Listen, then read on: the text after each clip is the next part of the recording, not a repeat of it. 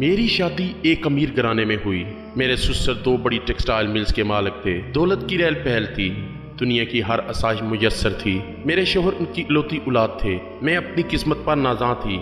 कितनी लड़कियां हैं जिनकी ऐसी ख्वाहिशात पूरी होती हैं। इस घर में हम 4 लोग थे, एक ससुर, एक मेरे शोहर, एक मैं और जी हाँ, एक मेरे ससुर की दूर दराज की काफी उम्र रसीदा खातून थी। मेरे शोहर का कहना था कि इनकी औलाद ने इनको दर बदर की ठोकरें खाने के लिए छोड़ दिया और फिर मेरे ससुर इन्हें घर ले आए। उम्र 70-80 के लगभग थी। बाखामोश फितरत थी, लेकिन बस मुझे इनसे चिरसी थी। मुझे ऐसे मालूम होता था कि मेरी राजधानी में वो एक बोझ है। मेरे सपनों के महल में एक बदनमा दाग है। मैं दबे दबे लफ्जों में अपने शोहर से इनको घर से निकालने का कहती, लेकिन ये तो मेरे ससुर का फैसला था। मेरे शोहर का कहना था कि इनके घर में दौलत की रहल पहल और बरकत अम्मा को पनाह देने के बाद शुरू हुई और अबू कभी भी ये बात नहीं मानेंगे। फिर अचानक मेरे ससुर का हार्ट अटैक से इंतकाल हो गया। मेरे शोहर तमाम दौलत के तनख्वाह वारिस बन गए और मैं इस अजीम विरासत की मलकाए आलिया बन गई। मेरे नाज देखने वाले थे, जमीन पर तो मेरे पाँव ही नहीं पड़ते थे। कुछ दिन बाद जब हमार कम हुआ तो फिर मेरी सुई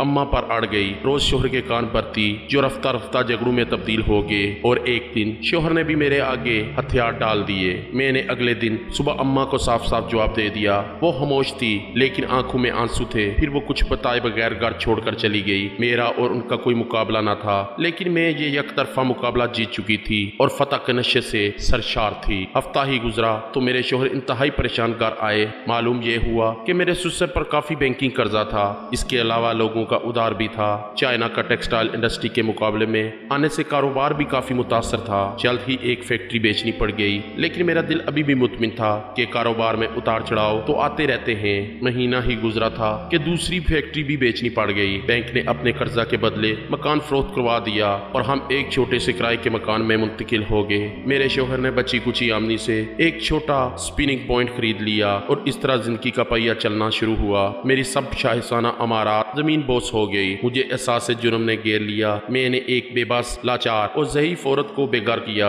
मेरा अपना सपनों का महल बिखर कर रह गया और ये सवाल अम्मा के जाने के बाद ही शुरू हुआ। मुझे अपने ससुर की बात दुरुस्त मालूम होने लगी। जिस तरह अरूज अम्मा के आने से शुरू हुआ था, इसी तरह अम्मा के जाने से रुखसत हो गया था। हमको समझना चाहिए घरों में बुजुर्गों से ही बरकत होती है। बुजुर्गों की दुआएं ही होती हैं जिनकी वजह से घर में खैर और बरकत होती है। अल्लाह पाक बुजुर्गों का साया हमेशा सलामत रखे। आमीन।